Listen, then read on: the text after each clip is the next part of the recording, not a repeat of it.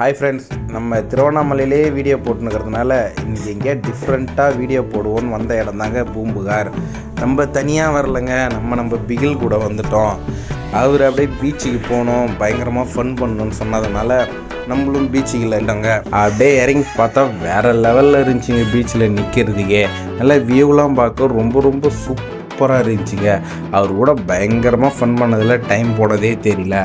அடுத்ததான் நம்ம அப்படியே பர்ச்சேசிங்கில் இறங்கிட்டோங்க. நல்ல ஃப்ரெஷ் கருவாடாக பார்த்து வாங்கலான்னு சொல்லிட்டு வந்து பார்த்தா வேறு லெவலில் இருந்துச்சுங்க எல்லா கருவாடுமே. அப்படியே அதையும் வாங்கிட்டு நம்ம வர வழியில் பார்த்தோம் பொட்டேட்டோ ஸ்ப்ரிங் ரோல் போட்டுட்டு இருந்தாங்க. அவர் நண்பர் போடுறத பார்க்கவே ஆசையாக இருந்துச்சு. அவர் பாருங்கள் எவ்வளோ ஸ்டைலாக போடுறாரு சொல்லிவிட்டு அவர் நல்லா ஸ்ப்ரிங் ரோலை பயங்கரமாக போட அந்த அக்கா சுட எண்ணெயில் போட்டு மேலே நல்ல க்ரீமியான மைனஸ்லாம் போட்டு கொடுக்க பக்கத்துலேயே கடலுக்கு வந்துட்டு நம்ம ஃப்ரெஷ்ஷான மீன் சாப்பிடாமல் போனால் எப்படிங்க. அப்படியே நம்ம அக்காங்க நடத்துகிற கடைக்கு வந்தாச்சு. அந்த அக்காங்கிட்ட என்ன மீன்க்கா நல்லா இருக்குன்னு கேட்டதுக்கு நெய் மீன் நல்லா இருக்குன்னு சொல்லிட்டு சொன்னாங்க. அப்படியே அந்த நெய் மீனை வாங்கி டேஸ்ட் பண்ணினே இருக்கும்போது அடுத்தது கனவா, எறா எல்லாமே ஒன்று ஒன்றா ஆர்டர் பண்ணியாச்சுங்க.